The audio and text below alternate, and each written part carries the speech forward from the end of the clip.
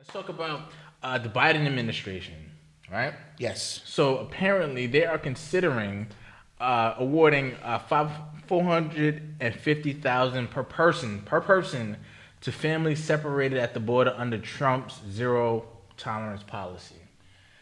What in the hell? Is going on. How do you even make sense? How do you even like straight face make sense of that? Yeah. Yeah.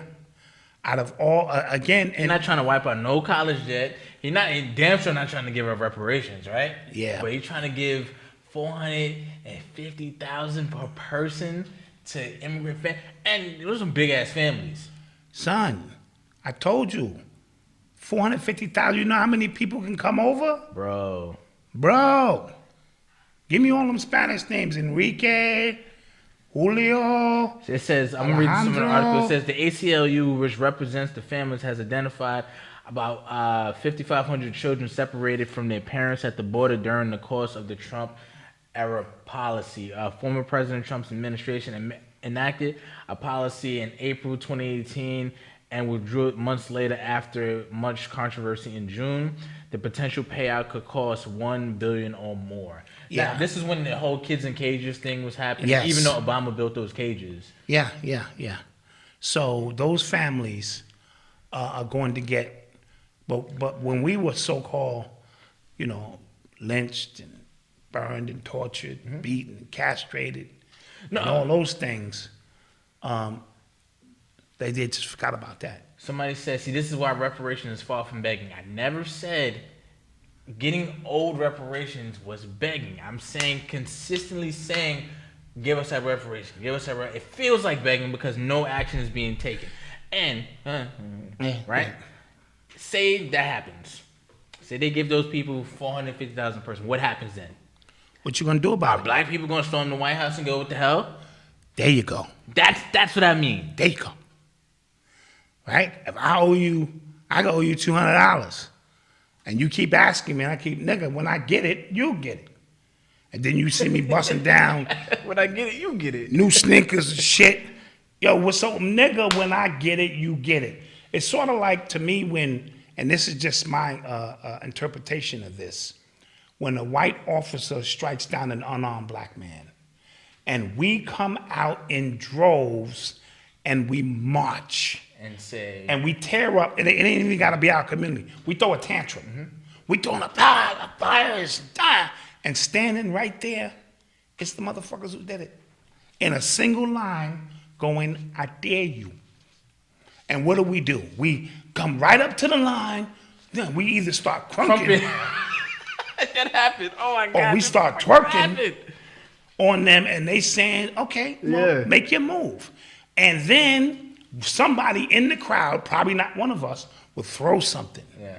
And they will come out and commence, tell me if I'm lying, to whipping your ass, throwing you in the back of the van, and it'll be 5 or 6 nights of them coming out basically whipping your ass, or you throwing a tantrum, fucking up the community, and you still got no justice. You was asking for them to, the same people who killed him, you're asking them to give you justice.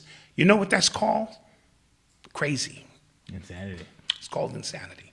So the same people who did these things to us keep telling us, nigga, calm down. When I get it, you'll get it. Don't worry about what I'm paying over here. And because we're not doing anything in the terms of action, and we keep asking, this is a big difference.